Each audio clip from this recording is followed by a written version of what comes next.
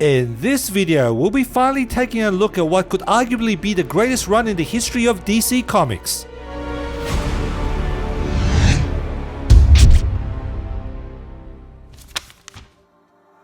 What is happening, folks? This is Alex, and today we finally got what we've been waiting for over a decade. It's the absolute edition of the Saga of the Swamp Thing. But before we dive into this masterpiece, I know I have slightly disappeared again on the YouTube content, but that's only because I've been heavily reading on the floppy side, specifically with Hickman's X-Men verse, which has triggered me to catch up on everything X-Men in the past decade. Even though you have seen me obsessed with everything X-Men related on Instagram and Twitter, I have definitely not abandoned the DC collected editions.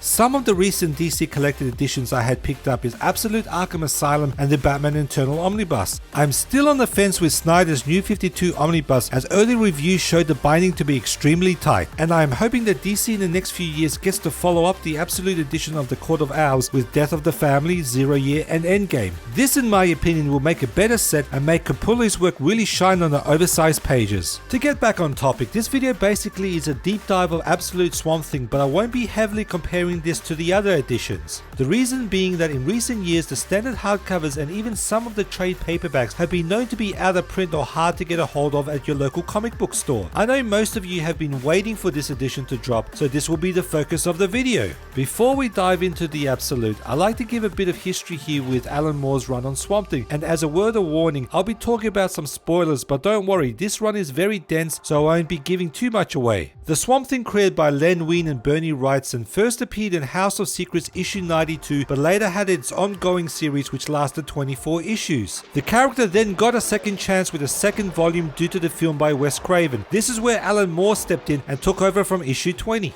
Even though the geniuses Len Wein and artist Bernie Wrightson created the Swamp Thing, it was actually Alan Moore that totally reinvented the character. The writer, most famously known for Watchmen and The Killing Joke, started a 3-year run on the title back in 1984, which was totally groundbreaking back in its day. What Alan Moore did with Swamp Thing was take a look at the original origin and figured a way to provide much more depth than just turning a man into a monster. Instead, he was a plant who thought he was a man. The new origin definitely had the full support of the co-creator Len Wein, and he was actually the editor for the first several issues of the run. And now, without further hesitation, let's dive into this Absolute edition. Starting off with the front of the slipcover, we can see the recolored art by Stephen Bissette and John Totleben. This was from issue 23, where he gives this look when he's about to engage in battle with the Floronic Man. The recoloring still works here, as it doesn't take anything away from Bissette and Totleben. We can also see that since this book has been delayed a couple times, it still uses the DC Vertigo logo and not the DC Black label. I imagine if we get new printings here, this will be changed, but possibly maybe not, as when the floppies came out for this title, it was not actually under the Vertigo imprint. The spine design of the slipcase shows the iconic logo and is perfectly designed. Most definitely the greens will catch your eye a lot when this sits on your shelf. Moving to the back of the slipcase, we see a recolored cover from Swamp Thing issue 157 from 1995 by John Totleben. Please correct me if I'm wrong in the comments below if this artwork popped up in Alan Moore's run, but I never recalled seeing this until Mark Millar took over the title.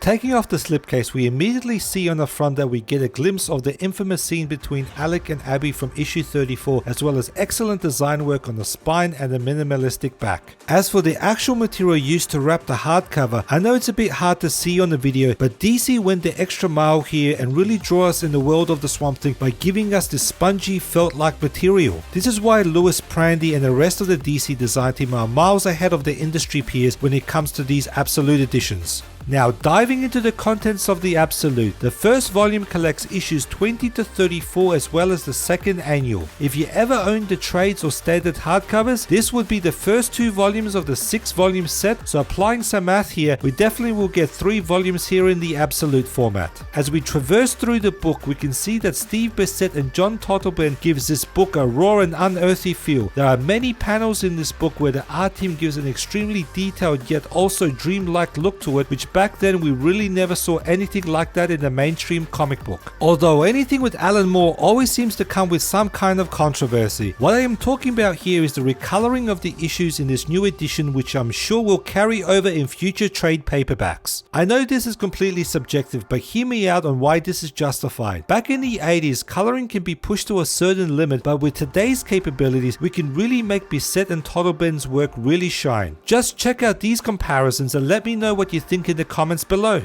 Now when it comes to the build of the book, unfortunately it's not all roses. With the design, content and material being absolutely stellar, I was running towards the end of this review without anything negative to say, but then it hit me.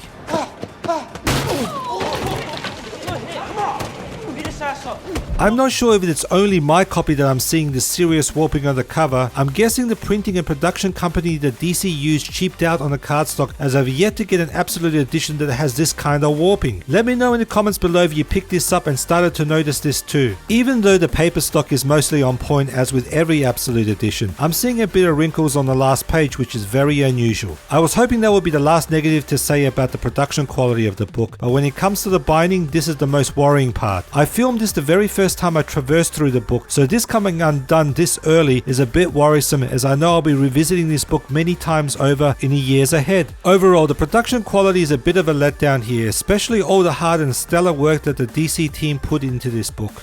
For the extras, this absolute edition does not disappoint. We start off here with a table of contents, and yes, unfortunately in this day and age of collected editions, we have to see a table of contents as an extra. Then after all the core issues, we get greeted with extremely detailed insight from Stephen Bissett on his work on Swamp Thing, as well as his original artwork and designs. We then get a typewritten script by Alan Moore and Bissett's pencil artwork for a 2-page spread in a DC promotional piece. Given all the material, amazing recoloring work by Stephen Olive, and all the extras we get here on all these oversized pages, the $100 recommended retail price is worth it despite all the production issues I have just mentioned. I'm sure that you can even get it for less with your local comic book store discounts, but if you don't even have one near you, I've put a link in the description below from where you can pick it up from Amazon, where it's going for around $80 US. As for what's next, the second volume is so far solicited for August 2020, which contains issues 35 to 49. This is where we get to see the first appearance of John Constantine and the Justice League Dark.